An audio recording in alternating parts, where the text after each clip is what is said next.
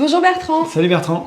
Dans ce nouvel épisode, on va aller faire un tour sur quelques sites de gérants d'actifs comme Amundi, Société Générale, Sycomore, Carmignac, pour te montrer comment trouver des fonds durables.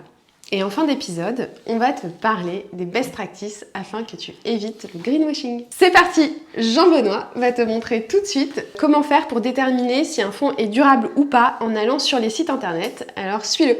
Go! Très bien Bertrand, ce que je te propose c'est qu'on aille sur quelques sites et que je te montre directement si on trouve facilement des fonds durables selon cette nouvelle réglementation MIF 2 en lien avec la finance durable. Donc ce que je te propose c'est qu'on commence par le fonds Carmignac que tu connais. Donc si je clique sur fonds, là je vais arriver avec toute la gamme de Carmignac. Donc première chose qu'on voit quand on arrive sur la gamme, et ça va être assez régulier sur toutes les sociétés de gestion, on voit tout de suite que ce sont des fonds labellisés ISR. Donc est-ce que le label ISR peut te donner une information si c'est durable ou pas selon MIF 2? Eh bien non. Ça ne te donne aucune information, c'est pas parce que c'est labellisé ISR que c'est un fonds durable. Donc un fonds labellisé ISR, ça veut juste dire qu'on prend des critères extra-financiers, mais ça n'a rien à voir avec la durabilité selon MIF 2. Par contre, tu vois que là, tout de suite, on te met vraiment en avant fonds article 9, fonds article 9, fonds article 8, fonds article 6 et ainsi de suite.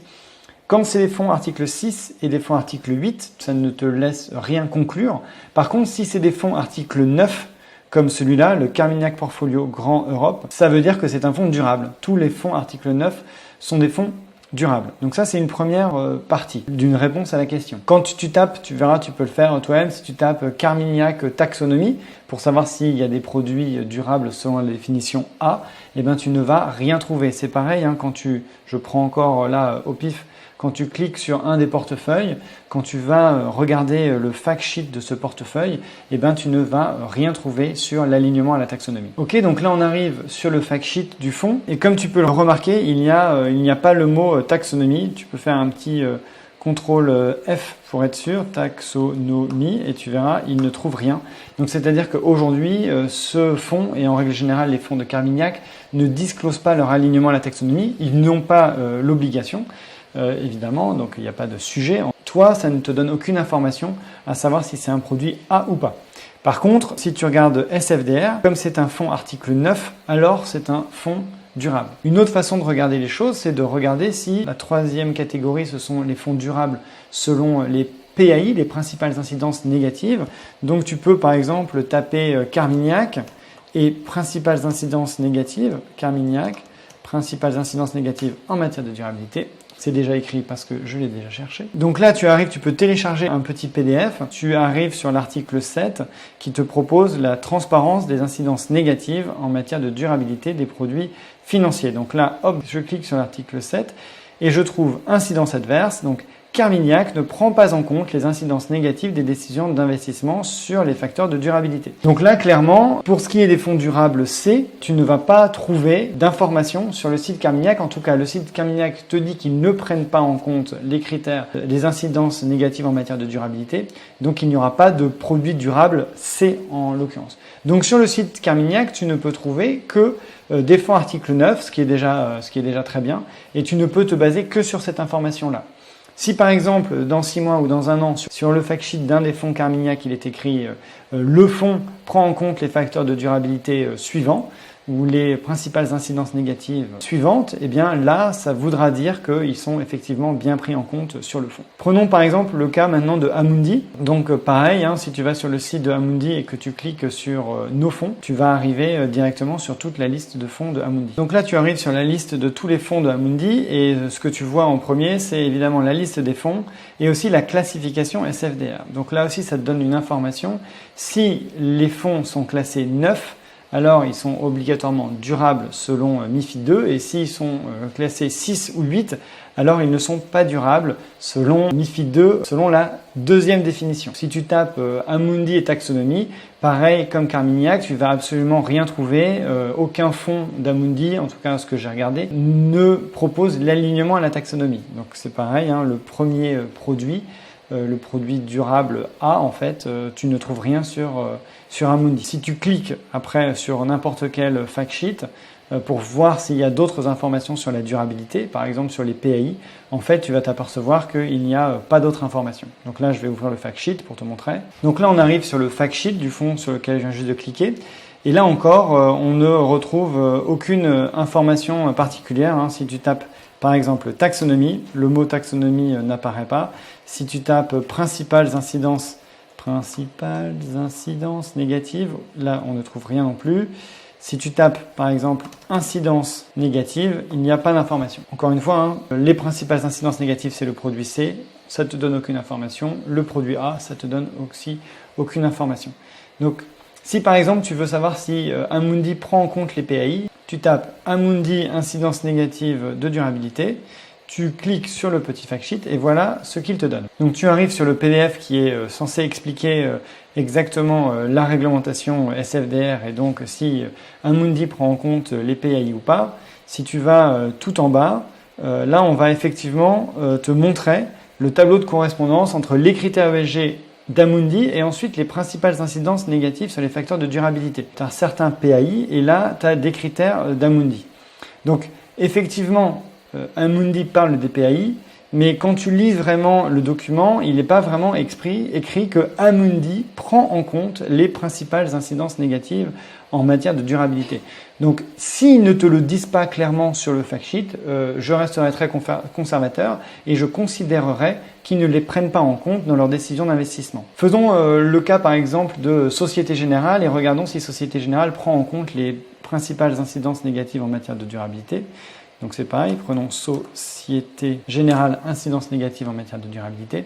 Et là c'est pareil, on va arriver sur un fact sheet ou sur un document qui nous précise que finalement Société Générale ne prend pas en compte les principales incidences négatives en matière de durabilité. Et là c'est à la 4e page, j'arrive à la 4e page. Je vois principales incidences négatives sur les facteurs de durabilité. Et là, on me dit, à date, les textes réglementaires ne sont pas suffisamment précis et les données actuellement disponibles sur nos produits pour que les incidences négatives sur les facteurs de durabilité soient pleinement prises en compte. Donc là, c'est pareil pour tous les produits Société Générale. Si tu n'as pas écrit clairement sur le fact sheet que c'est pris en compte, il faut considérer que c'est pas pris en compte. Par contre, si Société Générale met en avant des fonds article 9, là encore une fois, ça sera considéré comme des fonds durables selon MIF 2. Prenons les premiers de la classe, une société de gestion qui est remarquable là-dessus, sur tout ce qui est environnement, social, gouvernance, c'est Sycomore. Là sur Sycomore, c'est pareil, si vous allez sur la liste des fonds, si vous tapez Sycomore SFDR, vous allez trouver encore une fois un petit papier qui concerne tout ce qui a été mis en place selon la SFDR par Sycomore. Alors pourquoi ils l'ont tous Parce qu'en fait c'est obligatoire. Donc si vous tapez à chaque fois le nom de la société de gestion plus SFDR, vous allez devoir trouver, vous pouvez trouver des informations sur ce qui a été mis en place par la société de gestion. Et là on voit par exemple que Sycomore a beaucoup de fonds article 9. Donc tout cela ils sont considérés comme durables par définition. Ensuite les fonds article 8 et les fonds article 9 par définition, ou alors tant que vous n'avez pas d'informations plus en ce qui concerne la taxonomie ou les PAI, eh bien vous n'allez pas pouvoir savoir, ou en tout cas avoir la confirmation que c'est effectivement des fonds durables ou non. Donc en gros, comme on vient de le voir, comme Jean-Benoît t'a montré, à l'heure actuelle, tu n'as pas toujours toutes les informations pour savoir si un fonds est durable ou pas au sens de MiFID II. C'est le problème. Mais à tout problème, une solution. Donc retiens... si les fonds sont labellisés ISR, ça ne te donne aucune information sur le caractère durable ou non d'un fonds au sens de MiFID II. Aucune. Voilà. Je confirme. En revanche, si la société de gestion t'indique clairement que le fonds est un fonds article 9 au sens de la SFDR, si c'est écrit article 9 SFDR, ça veut dire que c'est un fonds qui est éligible à MiFID II, que c'est un produit durable, et même je vais te dire c'est un produit durable B.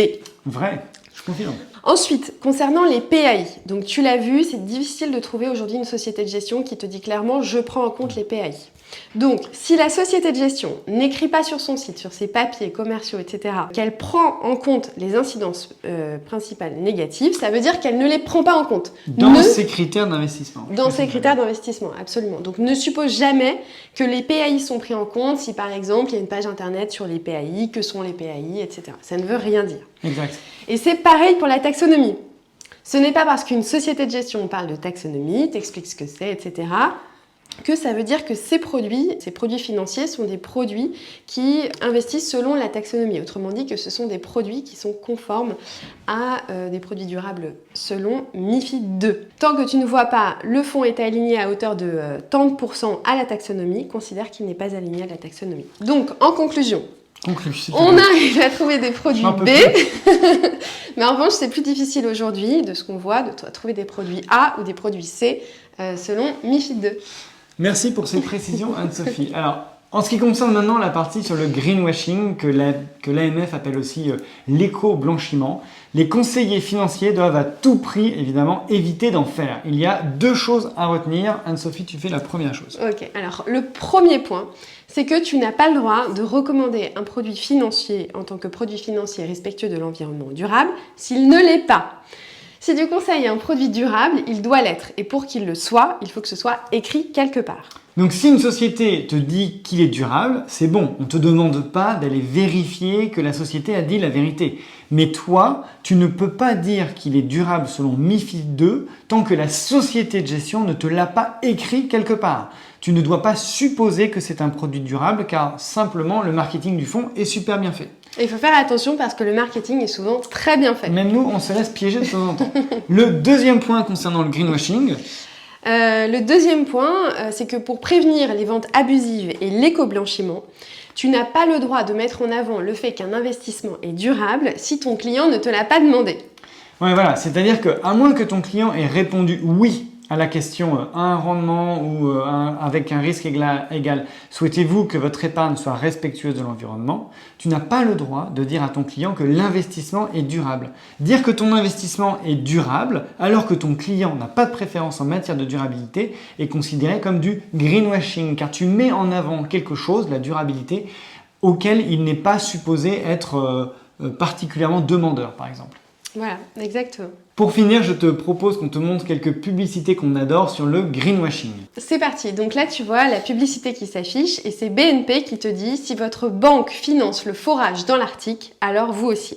Et ça laisse supposer en fait que BNP ne finance pas ce type d'activité. Mais en réalité, elle le fait.